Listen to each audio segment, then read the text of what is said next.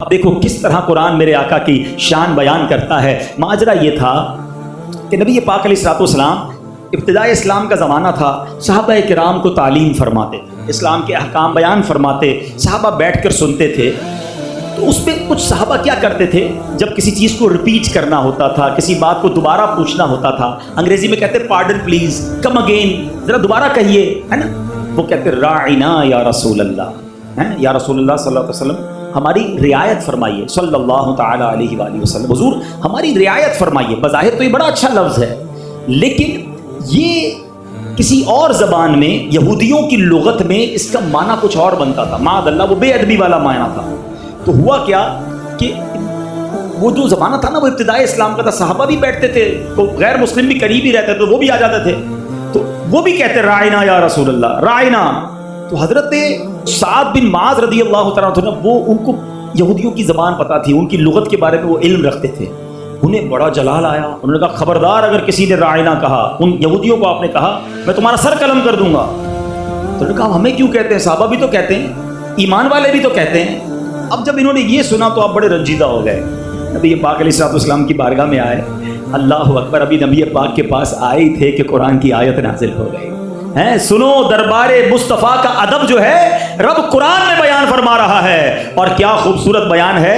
اللہ فرماتا ہے، سورہ بقرہ ہے، پارہ 1 آیت نمبر 104، ارشاد ہوتا ہے یا ایھا الذین آمنوا لا تقولوا راعنا وقولوا انظرنا واسمعوا وللکافرین عذاب علیم۔ فرمایا اے ایمان والو راعنا نہ کہو اور یوں عرض کرو کہ حضور ہم پر نظر کریں۔ قرآن ہمیں کیا سکھا رہا ہے، انظرنا کہو، حضور نظر فرمائیں اور ہم پر، اور پہلے ہی آگے فرمایا پہلے ہی بغور سن لو، ایک باری میں کوشش کرو، سن لیا کرو، ریپیٹ نہ کرنا پڑے میرے محبوب کو، اور موقع ایسا آئے تو کہنا حضور نظر فرمائیں، اور کافروں کے لیے دردناک عذاب ہے۔ اللہ اکبر۔ میرے پیارے اسلامی بھائیوں، اب اگر ہم مل کر پڑھتے ہیں یا رسول اللہ انظر حالنا، یا حبیب اللہ اسمع قالنا، اننی فی بحر ہم مغرق خذ یدی ساحل لنا اشقالنا۔ ارے قرآن حکم دے رہا ہے کہ محبوب کی بارگاہ میں جاؤ تو رائنا نہیں کہنا ہے انظرنا۔ اللہ اکبر۔ اس آیت کریمہ کے تحت ہمارے قبلہ مفتی قاسم صاحب نے تفسیر قرآن صراط الجنان میں کیا پیارے مدنی پھول عطا فرمائے۔ آپ فرماتے ہیں انبیاء کرام کی تعظیم و توقیر اور ان کی جناب میں ادب کا لحاظ کرنا فرض ہے، اور جس کلمے میں بے ادبی کا معمولی سا بھی شبہ ہو وہ زبان پر لانا ممنوع ہے۔ ایسا لفظ ہو جس پہ بے ادبی بھی ہے اور ادب بھی ہے، وہ زبان پر پیارے آقا علیہ الصلوۃ والسلام کی شان میں، رب کی شان میں، اللہ والوں کی شان میں یہ بیان نہیں کرنا۔ آگے فرمایا وہ الفاظ جن کے 2 معنی ہوں، اچھے اور برے، اور اس برے معنی کی طرف ذہن بھی جاتا ہو، یقیناً وہ اللہ اور اس کے رسول کے لیے استعمال نہ کیے جائیں۔ یہ بھی معلوم ہوا کہ حضور پرنور علیہ الصلوۃ والسلام کے در کے آداب رب العالمین خود سکھا رہا ہے، خود قرآن میں اس کا حکم جاری فرما رہا ہے، اور اس آیت میں اس بات کی طرف بھی اشارہ ہے کہ انبیاء کرام علیہ الصلوۃ والسلام کی جناب میں بے ادبی جو ہے وہ کفر ہے۔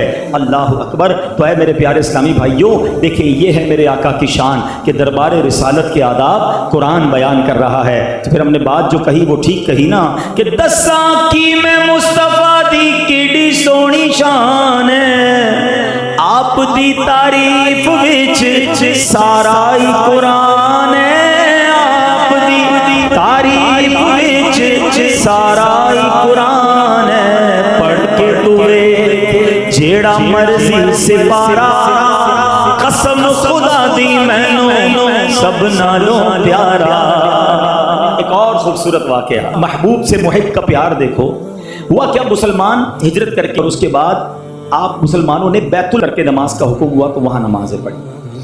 اب پیارے آقا علیہ الصلوۃ والسلام کے دل میں یہ خیال آتا کہ کاش ہمارا کعبہ ہی قبلہ ہو جائے، کیونکہ جو وہاں پر غیر مسلم تھے وہ تانا دیتے تھے دین تو نیا لائے ہو اور قبلہ تم نے ہمارا ہی اپنایا ہوا ہے۔ تو نبی پاک علیہ الصلوۃ والسلام ایک دن 4 رکعت والی نماز ظہر کا وقت تھا، اور پیارے آقا علیہ الصلوۃ والسلام نماز سے پہلے بار بار آسمان کی طرف رخ کر کے دیکھتے رہے کہ شاید حکم آ جائے، شاید حکم آ جائے۔ اچھا نبی پاک کی حکم کی پیروی دیکھیں، پیارے آقا شریعت کے کس قدر سبحان اللہ میں تربیت بھی فرما رہے ہیں کہ رب نے حکم فرمانا ہے، اس کے بعد اس پر عمل کرنا ہے۔ ہائے ہائے، اب کیا ہوا، پیارے آقا علیہ الصلوۃ والسلام نے جب نماز شروع کر دی تو قرآن کی ذرا آیت اور اس کا اسلوب دیکھیے گا. اچھا بہت سارے اس میں کوشچنز ہیں، وہ میں آگے بتاؤں گا، لیکن پہلے ذرا آیت کا لطف لو.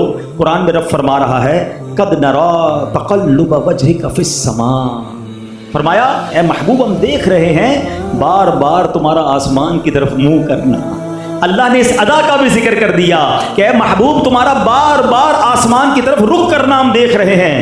فَلَنُوَلِّيَنَّكَ قِبْلَةً تَرْضَاهَا، فرمایا ہم تمہیں پھیر دیں گے اس قبلے کی طرف جس میں تمہاری خوشی ہے.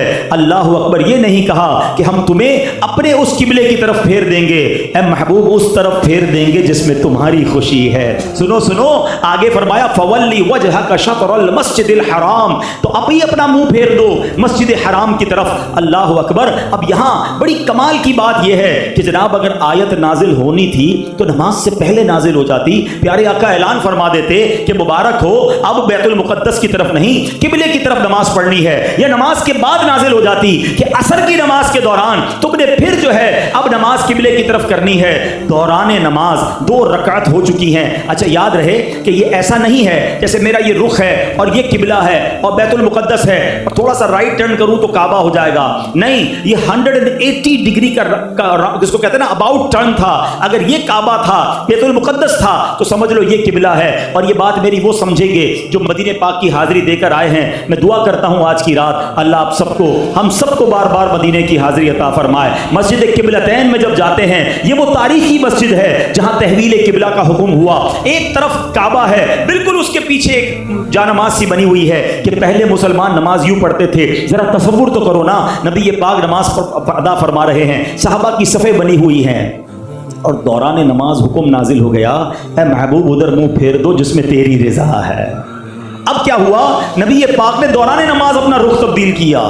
صحابہ کی فرما برداری دیکھو، اطاعت دیکھو. کوئی کوشچن نہیں کر رہا کہ حضور کعبہ ہماری نماز تو ادھر ہوگی. جیسے آقا نے رخ بدلا صحابہ نے بھی رخ بدل لیا اور نبی پاک آگے تشریف لائے. آپ نے امامت فرمائی. اللہ اکبر. پھر ہم کیوں نہ کہیں کہ خدا کی رضا چاہتے ہیں 2 عالم، خدا چاہتا ہے رضائے محمد. سبحان اللہ. مفتی احمد یار خان نعیمی رحمت اللہ تعالی علیہ اس تاریخی اس عظیم آیت کے تحت جو مدنی پھول عطا فرماتے ہیں، آپ فرماتے ہیں اس واقعے سے معلوم ہوتا ہے کہ تمام لوگ قانون کے پابند ہوتے ہیں اور قانون مرضی محبوب کا منتظر ہوتا ہے. فرمایا کعبے کو جو عزت ملی کہ تمام اولیاء غوث و قطب اس کی طرف گردنیں جھکا دیں، یہ محبوب کے صدقے سے ملی. ان کی مرضی نے کعبے کو قیامت کے لیے قبلہ بنا دیا. سبحان اللہ. کیا خوبصورت شعر لکھا.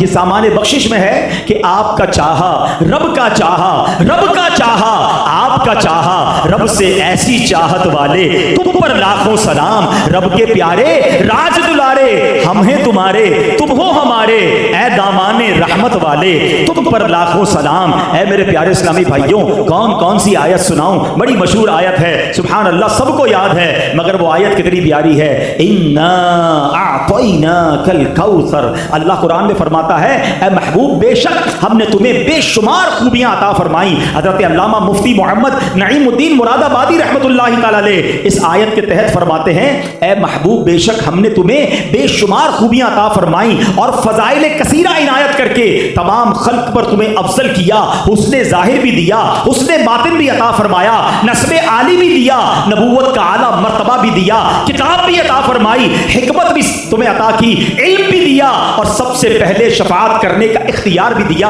حوض کوثر جیسی عظیم نعمت بھی دی، مقام محمود بھی عطا کیا، کثرت امت بھی آپ کا حصہ ہے اور دشمنان اسلام پر غلبہ بھی آپ کو عطا کیا. کثرت فتوح یعنی کثرت کے ساتھ فتوحات بھی آپ کو عطا فرمائی اور بے شمار نعمتیں اور فضیلتیں آپ کو ایسی عطا کی جن کی انتہا نہیں ہے. اسی بات کی طرف سیدی اعلیٰ حضرت اشارہ فرماتے ہیں نا، رب ہے معطی یہ ہے قاسم، رزق اس کا ہے کھلاتے یہ ہیں. بلکہ مل کر پڑھتے ہیں رب ہے